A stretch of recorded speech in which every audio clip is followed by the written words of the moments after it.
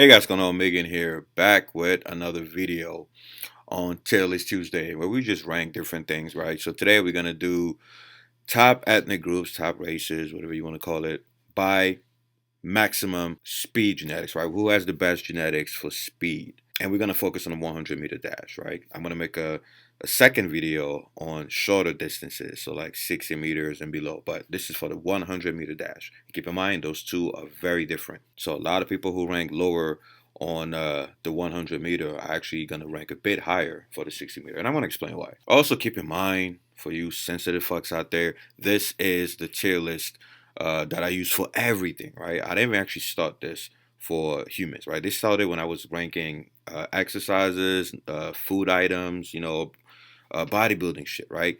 And that's exactly what I'm using for everything else, right? So if you end up at pure garbage, stop taking it personally. That's just what I'm using for this tier list. All right, as always, let's get the disclaimer out of the way really quickly. Number one, race and ethnic groups is a thing. There are massive differences between people due to natural selection, okay?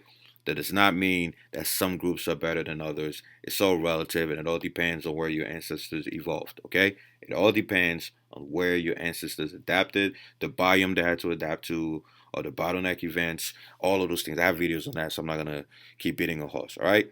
So when we say races or ethnic groups, guys, stop taking that shit personally. There's a reason why when you do blood work, sometimes the doctor will tell you, okay, use this range if you black, use this range if you Latino, or use this range if you white, right? And that's because of genetic variations between people. And of course, there are also variations within groups, but I digress. Second, average does not mean all. You guys need to take a fucking statistics course, right? When we say average, it does not mean it applies to everybody within that population, right? So when we say on average, ethnic groups so and so tend to do better at this or worse at that, that does not mean that everyone within that population fits under the umbrella, right? You could be an outlier within your own ethnic group, right? When we said the average person makes, I don't know, 50,000 a year, that does not mean that everybody in America makes 50K, right? There are some who make a million, some who make $10, okay? It's the average. And lastly, for people who keep saying, why is my ethnic group not included? Guys, there are thousands of ethnic groups, even on South Asia, on Africa. Even when I say West Africa, guys, do you honestly believe that there's a place just called West Africa and everyone in West Africa looks the same and is the same? No, there's massive diversity, obviously in Africa, which is the most diverse continent, and in Asia and in Europe, right? So this video will have over 3,000 fucking different faces if I want to focus on every single ethnic group. So get the fuck out of here, right? I'm going to lump you up with the motherfuckers who look like you or who have ancestry close to your geographic location. All right, so I don't want to hear you butthurt motherfuckers out there saying, "Why did you lump so and so with so and so? We are diverse. Shut the fuck up." Of course we know that shit. In fact, I had to separate West Africa and East Africa, and even that's not enough. If you look at the genetic diversity in Africa, right? West Africa alone can be split up into hundreds of different ethnic groups that are genetically distinct. Okay, so we have to lump people up to keep the video short. And obviously, over time, I'm going to make videos on every specific ethnic group, but that's going to come in the future. For now, we're just lumping into 10, right? And remember, if you rank high in something, chances are you're also going to rank low in another list. That's just how the body works. That's how evolution works, right? There are always trade-offs. So being extremely bad at some things also means you're probably extremely good at something else, right? I'm going to make videos on the evolution trade-offs in the future. But anyway, let's get started. Best ethnic group for speed genetics. So the criteria we're going to use, obviously, we're going to boil it down to three. There are three basic key things you must have if you want to be an elite sprinter. Obviously, you have the role that anatomy plays, right? Obviously, you guys remember if you watch my video on black genetics and things like that, I'm going to put the two links. You got to have long limbs. You got to have shitty calves. Obviously, shitty calves for bodybuilding, meaning short calves, high calves, long tendons, long Achilles tendons, high center of gravity, narrow hips, right? And keep in mind, we're talking about the 100-meter dash, right? For the 60-meter dash, it's actually the opposite. You actually want to have slightly shorter legs because shorter legs are really good for accelerating, but they're not good for maintaining a top speed over a long distance, right? If both people are producing the same amount of force. Because, sprinting is all about how much force you could slam into the ground and how fast you could repeat that. So anatomy differences. Second thing we're going to look at is obviously muscle building potential. Obviously, right? The amount of fast twitch muscles you have, your actin N3 profile, your ACEDD phenotype, your myostatin expression and polymorphisms. Because the most important muscle for sprinting is obviously your glutes. The bigger your glutes, the more powerful your sprint. And this has been proven over and over again. You need to be a freak at generating force. So you need to have powerful glutes, powerful shoulders, powerful legs, on and so forth. And you also cannot start out of fat, right? So you got to have very good myostatin polymorphism. You got to be really, really good at building muscle without putting on fat, which fucks a lot of the groups down here, because some of the groups down here are actually good at building muscle, but it also comes with a lot of fat. And obviously, to be a good sprinter, you have to be lean as fuck, right? The more mass you have, the harder it is to accelerate, right? Remember, force equals mass times acceleration, meaning acceleration equals force divided by mass. So you want to have as much muscle as possible, obviously not too much, right? With as little fat as possible. And myostatin takes care of both. Last but not least, you want to have very, very high androgen receptor sensitivity, because once again, you guys know at the top level, these guys are juiced the fuck out, right? So you want to have extremely sensitive androgen receptors, because that would allow you to use a small amount of drugs, which obviously I don't recommend, but these guys will do what they have to do to make money.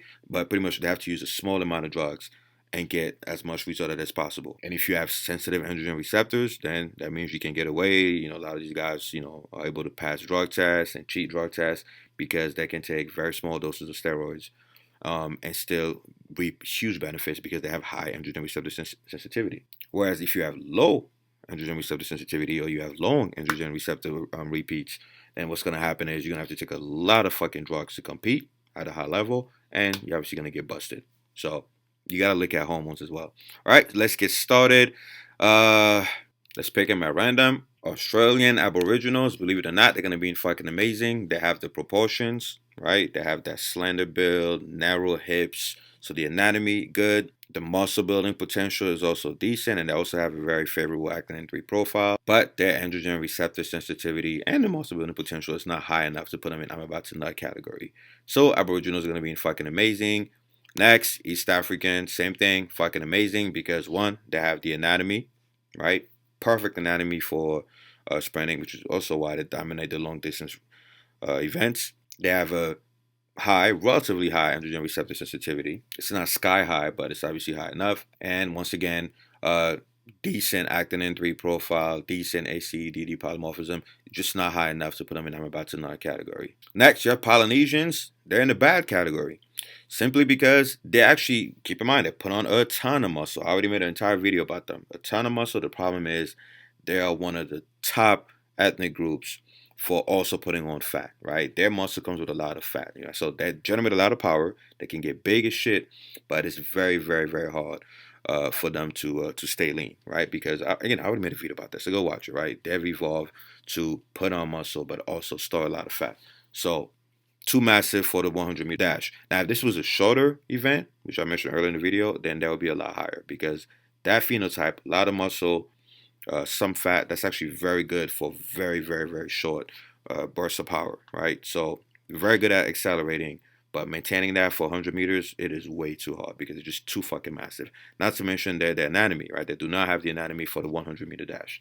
They are bulky as shit, large frames. Same thing with South Asians. You guys already know where South Asians were going. But once again, watch my video on South Asia and the region, also India. Pure garbage, right? And I already explained why. Myostatin activity is way too high in that population on average. Skinny fat syndrome is too high. They do not have the proportions. Androgen receptor sensitivity is too low. The one thing they got going for them, though, is some of them actually have the anatomy for running, you know, slender body, long limbs.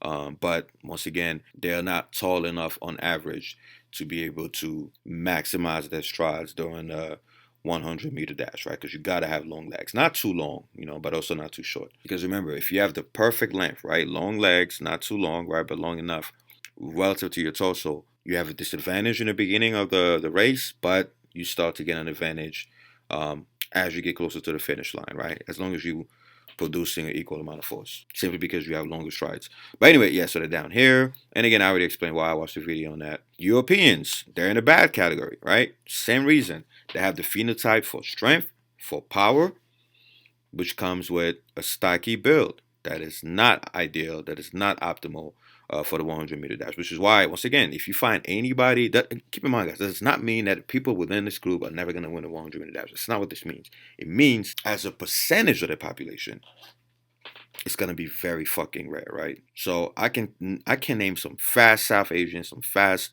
Europeans, but if you do the math, you look at the statistics as a percentage of the population, they are very, very rare.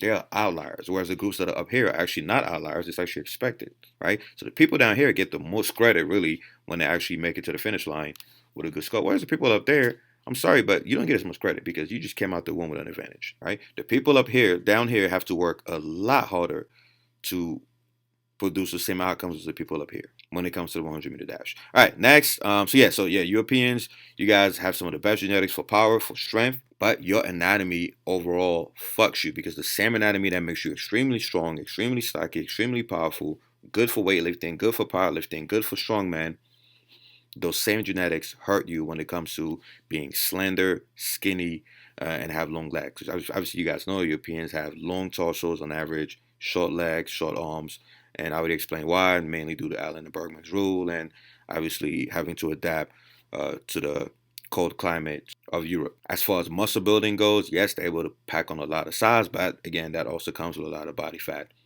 Again, as an adaptation to the cold. And last but not least, their hormone sensitivity is not as high as the people high on the list. Meaning, on average, they have to take a ton of drugs to get the same results that the people up here get with a very small amount, right? Next, Asians, same thing. East Asians, bad, right? I know everybody's going to say, oh, I know so-and-so, that did good at the 100-meter dash. And I'm like, motherfucker, do the math. He's an outlier, especially Sue, for instance. I have a video coming up on Sue. People think that for some reason he broke the rules of genetics. No, he did exactly what the genetics predict. He proves that he's an outlier because China is one of the top countries when it comes to recruiting athletes early for the Olympics. I mean, these guys are vicious when it comes to that shit. They are so good at finding talent, recruiting talent, training them at an early age. And they have over 1 billion people.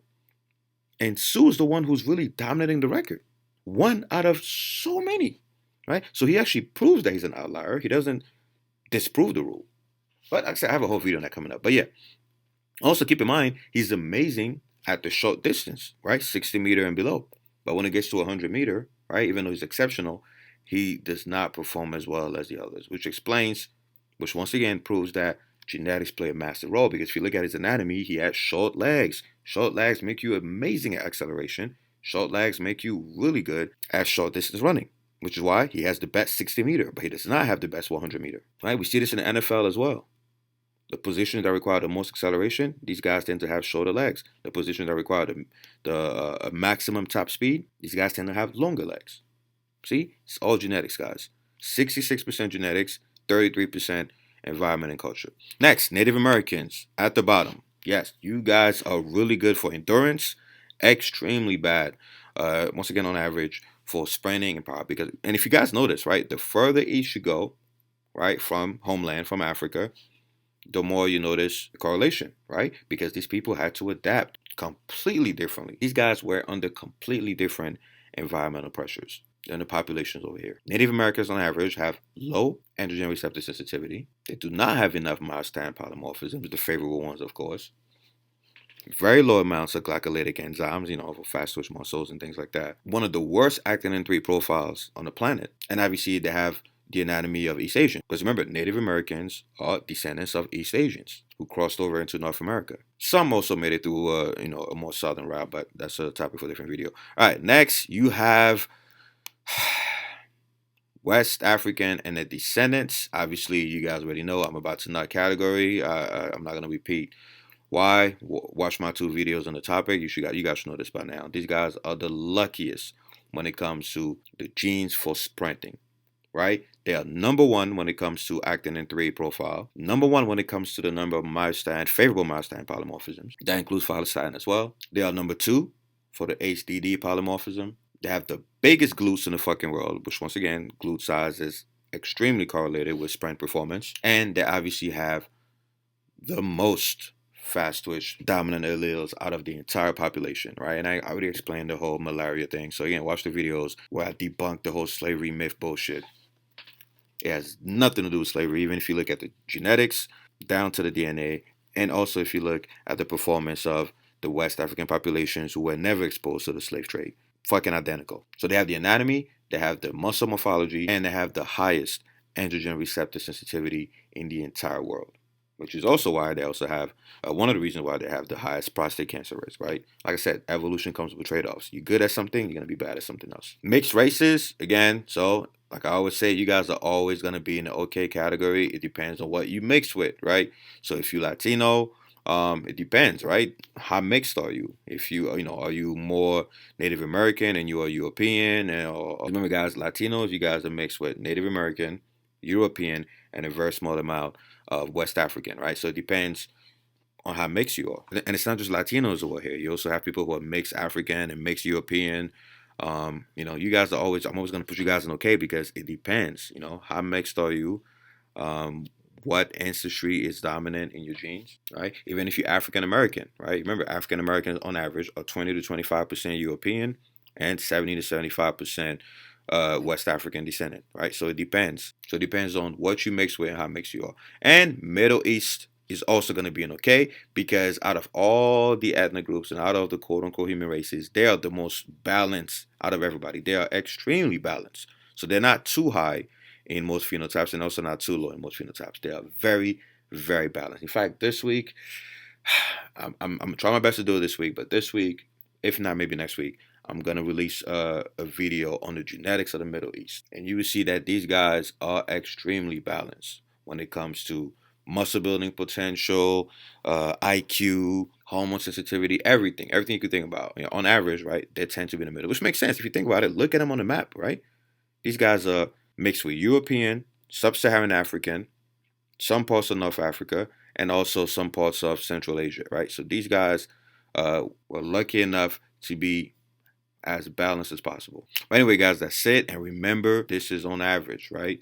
There are people down here who overperform. You're always going to find outliers. And there are people up here who underperform. Shit, I'm West African and I'm slow as fuck, right? So I'm faster than most people. But compared to some of the other guys in here, they'll smoke me, right? And there's a white guy, I have to make a video about him as well, who destroys some black athletes in track and field, right? So you're always going to find outliers. But you have to remember again, that's why they're called outliers. And we know they're outliers because when you do the statistics, you find out, holy shit, they went against the odds, right? So don't see this as I'm South Asian, I'm never going to be good at sprinting, or, I'm black, I'm definitely going to be good at sprinting. No, that's not what these videos are for. At the end of the day, it's down to the individual. You have to test your own genetics and find out, what you're good at and go into those areas and try to dominate, right? That's what these videos are for, right? To give you an idea of where you might lie, but at the same time, you still have to do your own analysis, do your own training, do your own nutrition, and figure out where your soil is, where your area dominance might be, right? This is just to lead you in the right direction and say, hey, if you're West African, you might want to get tested. You might want to get tested at a young age. You might want to start training at a young age to see if you have the genetics that your ethnic group tend to have in abundance, right? And if you're down here, it simply tells you that, hey, if you want to excel at that sport, one, make sure you have the genetics for it, and two, if you don't have the genetics for it, remember, it's 66% genetics, 33% environment. So if you find out that you don't have the genetics for it, well, you're gonna have to maximize the 33% part, right? You're gonna have to maximize the environmental part, maximize the hard work part, right? Or the culture, in order for you to excel at your sport, right? That's all this means. Which is why I always say to people down here, when you see them succeed in a sport where they're not overly represented in, I give them a lot of credit. I fucking clap because I'm like, man, these guys had to maximize the environment part, the work ethic part, to offset the genetics. But anyway, guys, this video is way longer than I intended it to be. Like I said, I love these topics, and I could talk about this all day. See you guys in the comment section. Alright guys, don't forget to like or share the video, subscribe and hit the bell, and buy my HSP Nucleus Overload Training Program. It's the ultimate program for maximum muscle growth. It includes full body workouts, splits, bro splits, push-pull, home workouts, you name it. Also comes with a complete guide for macros, nutrition, fat loss, muscle growth, hormones, including a meal plan. It's pretty much all my 16 years of experience condensed into one fucking book. You're also going to get free copies of any future edition. So visit Team3DAlpha.com and you can use the 40% off coupon code Nucleus Overload. Or you could just buy the shit at full price. Alright guys, I'm out of here.